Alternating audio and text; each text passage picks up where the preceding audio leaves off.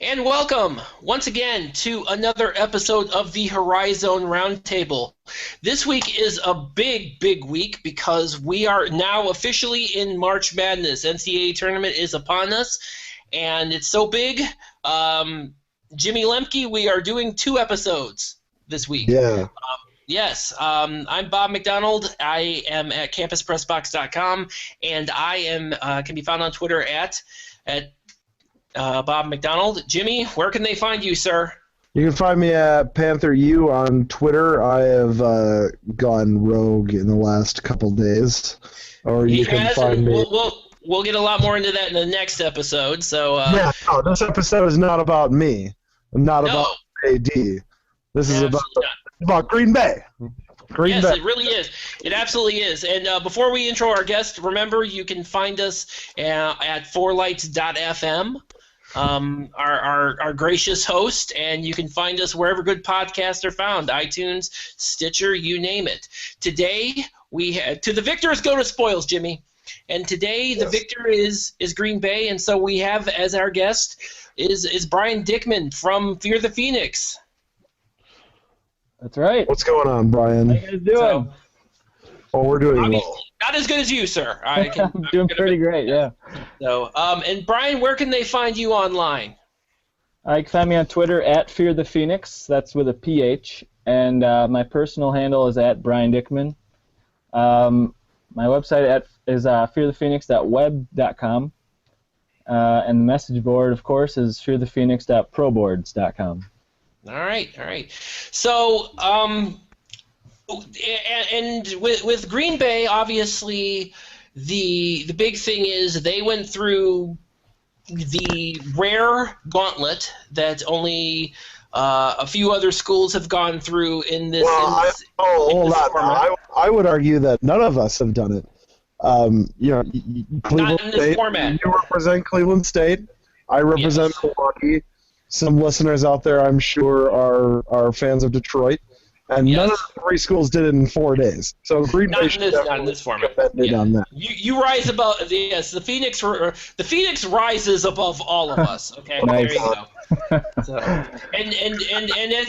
and of course, as we alluded to at our episode last week, Jimmy and I, obviously representing Milwaukee and Cleveland State, have something in common, of which Green Bay, beat both of our teams, and then they turned around and shocked Valpo, and then got through Wright State and punched its ticket. That's right. That Valpo game, after Peters hit that layup and to send it to overtime, I just wanted to crawl up into a ball on the floor. Yeah. Now that was I do. Yeah, let's talk about that for a second. Yeah, that I don't think I'm ever going to get over that one because before we recorded before that game took place, and that was complete insanity. That last second, and I think the scenario was it was Cooper at the line, correct? Yep, that's right. Cooper had missed the first free throw and made the second free throw. And which can we stop there? Full stop. Yeah. Absolutely. I talked to a couple fans from Green Bay fairly regularly, and both of them had sent me. We were DMing on Twitter throughout that entire game, and both of them are like, "Why do you make that shot? Like, why do you make that second free throw? How is Link Darner not saying to this guy?" Just chuck it off the glass and hope it doesn't actually go in. I don't understand. I'm sorry, I don't want to jump on Green Bay, but they almost lost that game. What if that pass had been 3/4 court to Peters and he hit a 3-pointer and the game was over? Right. Yeah. I mean, it's so. Green Bay came very close to throwing it away with a made free throw, and then luckily this Valpo was completely out of gas. I don't know how that happened. Right. A team on its 3rd game in 3 days was playing a team that hadn't played in 8, and the team that was on its 3rd game in 3 days was just ran them into the ground in overtime. So I think it's a testament to that RP40, hashtag RP40. The Green Bay was a very well-conditioned basketball team. So, more power to them, and then take care of Wright State, and it's on to the tournament. It's funny because free throws have kind of been a bugaboo all year. They're only shooting 66% from the line, I think. And it was almost a made free throw that cost them. So it's kind of funny. The irony is not lost on us. Yeah. Right, exactly. Yeah. Yeah, but regardless of what Alec Peters does, and just absolutely astounding last play, Green Bay turns around in that overtime and just dominates Valpo. I mean,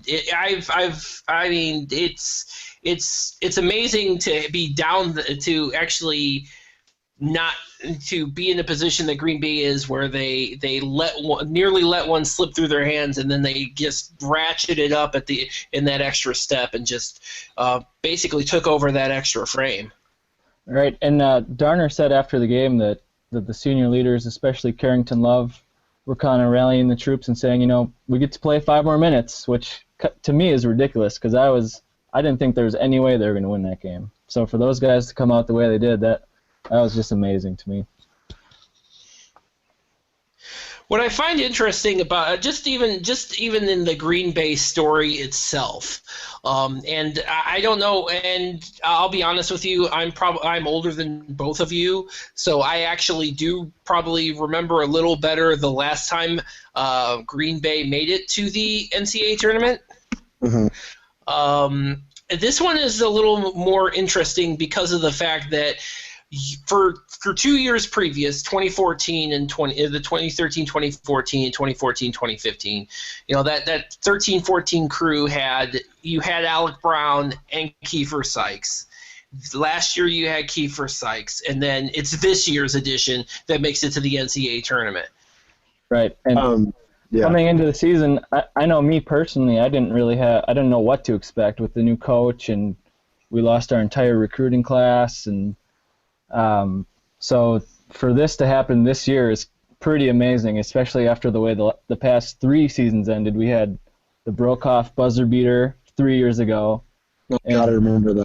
Yeah, and Jimmy knows all about 2014, what happened there at the Resch Center. And I don't. Do you want to talk about it for 20 minutes? I really don't. I've tried to block that out of my memory. That was a horrible night.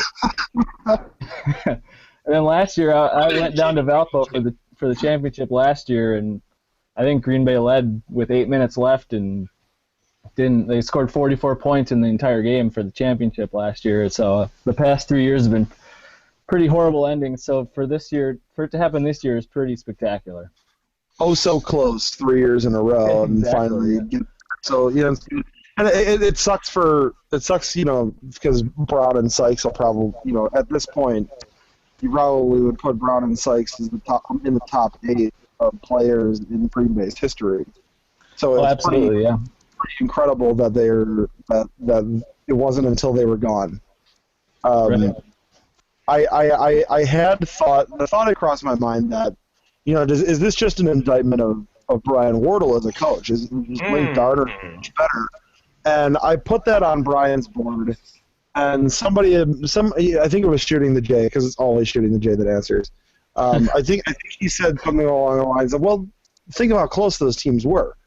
It's just a really close loss in the semis and 14, the title game last year, from being in the same position that they are now. And yeah, that's a fairly good point. And plus, he also mentioned that Darner's Green Bay team was only 4th place compared to the other 2 that were, first and second in the regular season.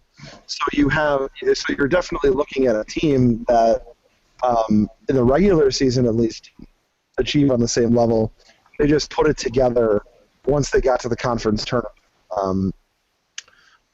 I will, before I were to, down the road, I'll talk about a couple of the other players that I really admire, but I do want to say that Cooper and oh my God, his name is escaping me right now. The taller wing who's new this year. Jamar Hurdle. It's Jamar Hurdle. Like they came through, I felt like they've really grown as players very much over the course of the 3 games that we played each other this season. I think in Milwaukee, the 2 of them were you saw the pieces, you saw the skill, you saw the skeleton of what could be really good players. And then up in Green Bay for the return game, I really felt like those guys are starting to come in their own. And then in this Horizon League tournament, they really did come into their own as players. And it's not a Faust and Love show. So I actually think Green Bay stands a pretty good chance of winning this game with Texas A&M because they're not going to be relying on 2 guys. They do have, several kinds of heat that they can throw at the Aggies. Right, and for example, the title game against Wright State, Green Bay, all 5 scorers were in double figures, so they have a balanced attack. It's not like you can just lock down on 1 or 2 guys. Right. True. Yeah, and I'm glad Jimmy, I am glad that you mentioned both Carrington Love and Jordan Faust because those are 2 guys who they've been through the battles, both of them. Particularly Jordan Faust. I mean that, probably far and away probably he really is one of the best defenders just in the conference. I've said this for his entire career. I think that he's a very special player. You don't see a guy who can defend 1 through 5, and you don't see a guy that can defend them even satisfactorily very often. And Jordan will defend all 5 of them at a high level. So, to me, any year of his 4 years of eligibility at Green Bay, if I had to build a team to win the Horizon League, that's a guy that's in my starting 5. All 4 years, like I've felt that since he got there, he's been an incredible defender, and that's before he even added the 3-pointer this year, and obviously on to another level once he got to the conference tournament. So obviously, here in Milwaukee, we're huge fans of Faust and Love. They are very, very close to some of our guys. So I have come down to campus on occasion during the off season and seen Love and Faust hanging out, playing off season pickup ball with our guys. Love is from Milwaukee. Faust is from nearby, just south of here in Racine. They're good guys. I've met them, each of them, multiple times through the Milwaukee Pro-Am, and I'm very, very happy that they've come so close the last couple of years, and they lost the guys that everybody looked to as the stars. And I'm so happy for those 2 guys that they were able to get to the NCAA tournament in the end and get closure. As bad as it was for us on Sunday, it feels. I at least feel like they got some closure for 2014. In that, because Brown's shoulder wasn't right in that tournament, and Sykes hurt his ankle. It was his ankle, right? Or was it his knee? Yep, that's right, his ankle. He hurt his ankle in the title game, in the semifinal. And obviously they weren't at full strength when we beat them. And sometimes that's just how the basketball gods want it. Sometimes it's not match 5-on-5 in skill. Sometimes the circumstance decide. And for 14 and 15, Green Bay was so close and didn't quite get there.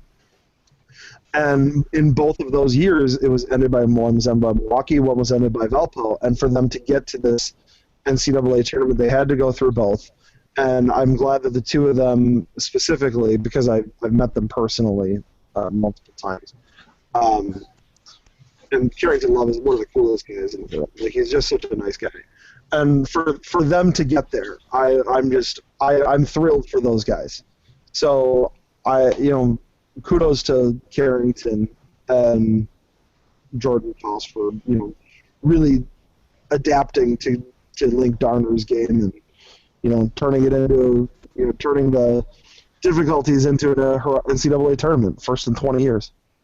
That's right, and actually Jordan Faust has started every single game he's been in uniform for. It's his entire career. He started every game, which I think is amazing. Just the model of consistency, durability. He's the Horizon League all-time leader in steals. He's the Green Bay program leader in career rebounds. He's second only to Alec Brown in blocks. So I mean, he just had a fantastic career at Green Bay. Is he the school record holder for games started? I think he is now. Yes, with the tournament run. Yeah. Because Tony Bennett and Bennett and Nordgaard couldn't have played as many games as he has. Yeah, they play more games now. Yeah. Right. So I think before that the leader was like Troy Cotton or something like that. So. Hey, another Milwaukee guy. That's right, another Milwaukee guy. I had to get that in there. How is it that every guy from Milwaukee was so effective against us? On a green. Yeah, I can go down the list. You Troy, Carrington, Bree Perrine. I consider Faust because Racine is basically a suburb of Milwaukee. Right. Like they've Hurdle, another Milwaukee guy.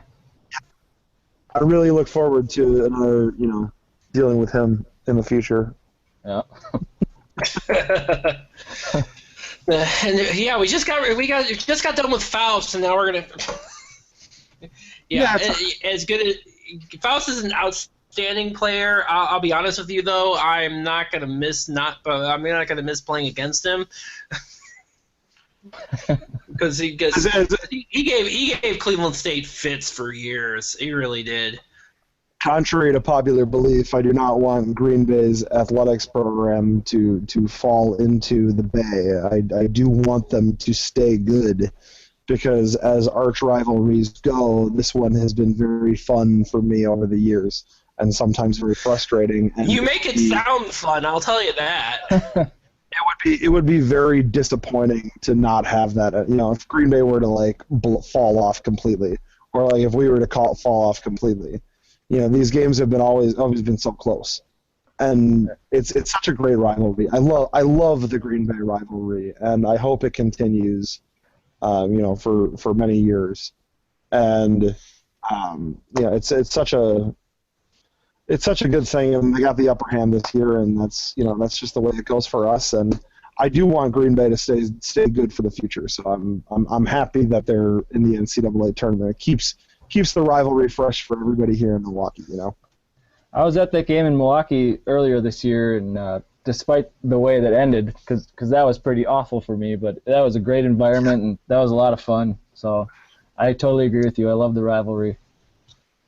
I wish that our arena was a little smaller because if that had been if the Panther Arena were 8,000 seats, that would have just been a complete nut house. And it was just the ceiling is too tall for anything less than 10,000 fans, or anything less than 9,000 fans. So I mean it was still an incredible atmosphere. And what did we have? Something like 1,500 or almost 2,000 students at that game. And I mean, obviously Green Bay traveled down. It was just so much fun. And unfortunately, I couldn't make it to the game up at Green Bay. It looked like it was going to be a laugher, and then that turned around, and he turned around in the NCAA. If it's not close, the next one's going to be close. Right. There have been blowouts on each side. I remember games where Ryan Evanachka would be the only guy that's scoring for Green Bay, and we'd beat them by 20. And I remember, some games where Green Bay would just come out and just torch us. But then the next game it would be down to the wire. It didn't matter if we were 9-22, like in 06-07. It's just a rivalry that's great. And man, they're gonna take it to Texas A&M. We saw it firsthand in 2005. A team that can pressure for 40 minutes and score a lot of points can give a high major team that doesn't know that isn't ready for them. It can give them fits, and Texas A&M's got a couple really good players. Obviously, I think they had 2 guys on the tournament team this year. I saw that. Yeah, they and and Jimmy and I were talking about this before we started the broadcast about the SEC final game where they played Kentucky, and they played Kentucky. That was and if I'm not mistaken, A&M was the top seeded team in the SEC, if I'm not mistaken. Yeah, they won. They were the SEC regular. I think it's the West. They were the SEC regular season champs, and they went toe to toe with Kentucky, and that is definitely going to be. And they're a 3. I'll be honest with you, I'm kind of surprised they're a 3 seed, but I understand given that the top 2 seeds are just there were so many. You could make an argument for so many of those to be the top 2 seeds. I mean, always going to be a team that's really good that just doesn't quite. That has to be pushed down to the next tier because there's too many teams. So sorry to say, Green Bay, you have to play Texas A&M. Well, it's interesting because a lot of the pundits, the bracket pundits, had pegged Green Bay to be as a 15, meaning that they were going to play one of those super tough 2 seeds, and there's a lot of them there. I mean, a lot of the idea was the thought process there was that potentially it was going to be a Green Bay Michigan State matchup. Jimmy, we're not going to explain why you wanted that one, but it ended up being at 14. But you guys ended up getting, the Phoenix ended up getting a 14 seed, and their handsome reward is the top seed from the SEC, Texas A&M. Yeah, that's right. I was looking at the bracketology, and you're right. I saw they're slotted to play Michigan State, and I'm like, well, Izzo makes the Sweet 16 every single year, so I don't like that. Izzo seems to make the Final Four every other year, so I don't know how he does it, but he does it. And what I find funny about that, and not the other thing that we're not going to talk about, Jimmy, one of Tom Izzo's longtime assistant coaches is former Cleveland State coach and Mike Garland, as much as we'd like to forget that he was one. Yeah, Michigan State's a hell of a program. It really is. Obviously, what Bob's talking about is he's talking about why I wanted Green Bay to play Michigan State was because I wanted Green Bay to end Bryn Forbes' career. The chip on the guy's shoulder when they played Oakland, he looked so like angry, like. And I don't know why. It's like hey man, you left. What is your big deal with Oakland? They were just showing up to play. Like I looked at that Michigan State game against Oakland and I was thinking, man, it would be nice to see a Horizon League team get a shot to take them down. You'll never get that shot now. I'm sorry. Oh well, I'll take a win. Forbes, by the way, I just can't. Neither can I. Yeah. Neither can I. I listen to the podcast. I don't want to bring up the transfer saga again. Oh, Jesus. Thank you. Oh God. Oh yeah. It's like the thing that wouldn't die. One of our good fans, Craig Jones. He kind of got a nice dig in on Twitter a couple weeks ago about him, because they were talking about during the tournament they had this freaking montage about the transfers, and I tweeted out, when are you guys does it have to it comes up every single time, and then Craig tweets back, dude, you talk about it every damn podcast. Like, shut up, Bob. Well. No, Craig's way nicer than that. So hey, that transfer, it's not a long shot argument to say that the 3 transfers out of Cleveland State cost Valpo the NCAA tournament. Oh, they were, okay. Well, I'm just saying this. Let Valpo complain about it then. We'll talk a little bit more about the Valpo thing next episode, but yeah, let Valpo start complaining about him now. And Cleveland State has shut it down. They're done. Anyways, Green Bay's got a hard game in front of them because House went off today. I think he scored like 30 or 32 points. Yeah, he had 32 today. House was on fire. Oh yes. and I think it's Dalen Jones. I just call him Jones all season. I mean, those two guys are incredible. The freshman, that Tyler Davis, that kid waxes the glass. Him and Davis and Faust is going to be an incredible matchup. The two of them going at it in the post, I am looking forward to it a lot. And I'm going to make a prediction on something. No matter what the final score is, I think that Jordan Faust is going to get at least one steal from stripping a guy after the guy gets a rebound, and I think it's going to be Davis. I think. That's my You're prediction. probably right. Is that Davis will get a rebound, Faust will strip it and get a bucket. Or somebody in Green Bay will get the bucket. I could do it. My prediction for him.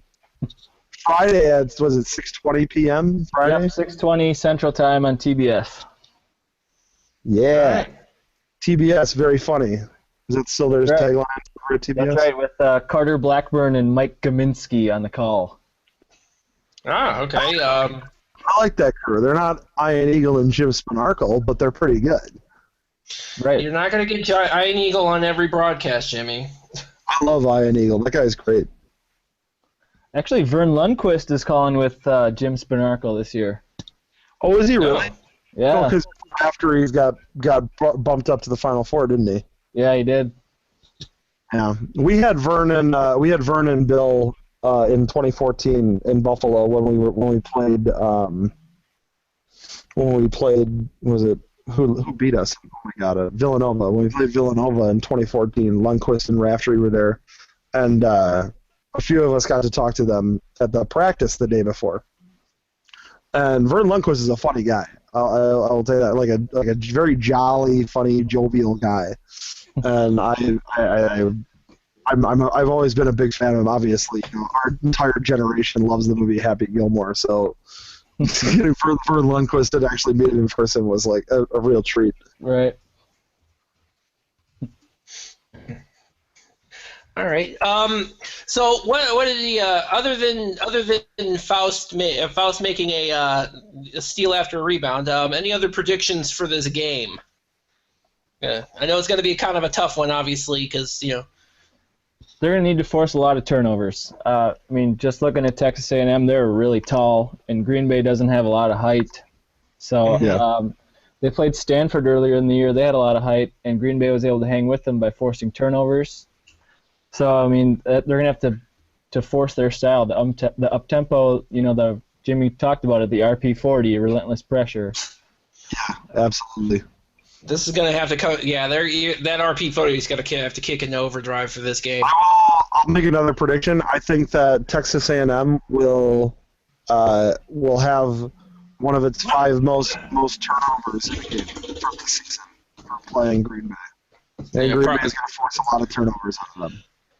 I'd say that's going to be a fair assessment. I mean, that's just because of the way that they play. Russo and Collins for A&M, those guys both get a ton of assists, and I think Texas A&M is one of the top teams in the country for assists this season. So it's not like Texas A&M is just an easy, just a team that will turn the ball over easy just because it's Green Bay.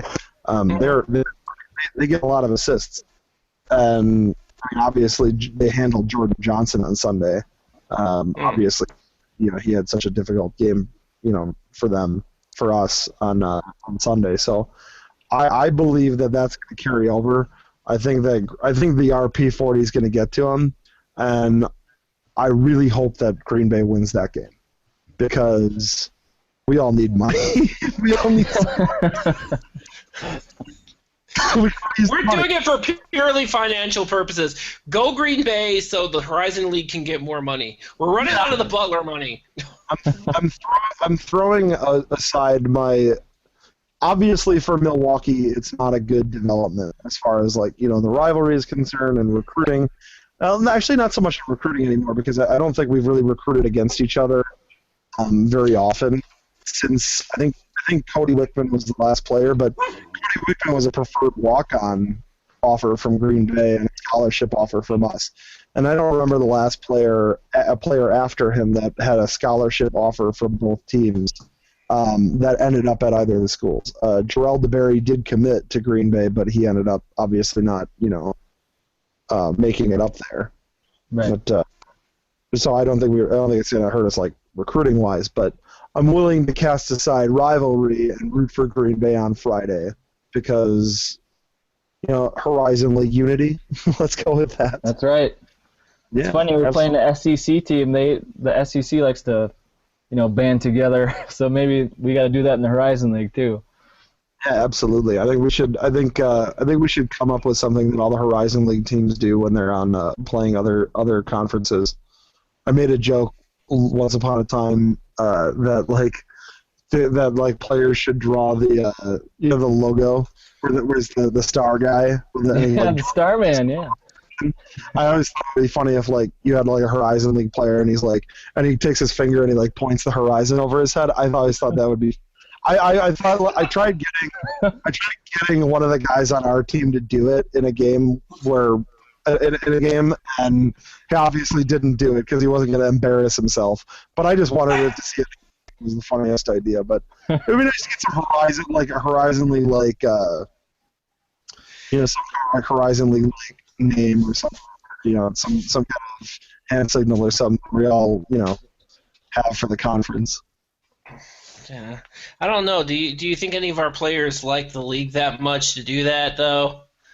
I think they like each other. Obviously. Oh yeah, I'm sure they do. Yeah, I mean, they obviously do. That's without saying. Yeah. I will say one thing for Horizon League Unity's sake. Back in 2005, and there's going to be swear in this, and so if you have virgin ears, close them. But hey, don't worry, we'll have that. We'll select the explicit lyrics thing, so you'll be fine. So back in 2005, we go to the Sweet 16. We beat Alabama in the first game, and the second game, Boston College, which had been 20-0 before they lost their first game. Boston College was the 4 seed, and they went up 11-0 against us. Right, very very quickly. Boston College had scored 11 points. They had Sean Williams, Jared Dudley. They were a very good team. It was probably their best team that they probably had in this entire millennium. And Jared Dudley.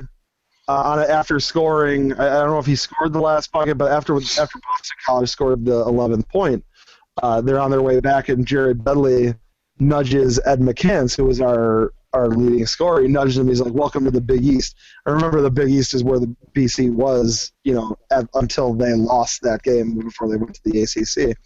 And if I'm not mistaken, this season they didn't win a single game in the ACC this year. So yeah, I made the joke on Facebook the other day that we killed their program. Obviously, it's not true. I think you might have actually. One was a Sweet 16, so obviously we didn't actually do that. But I like thinking that we did.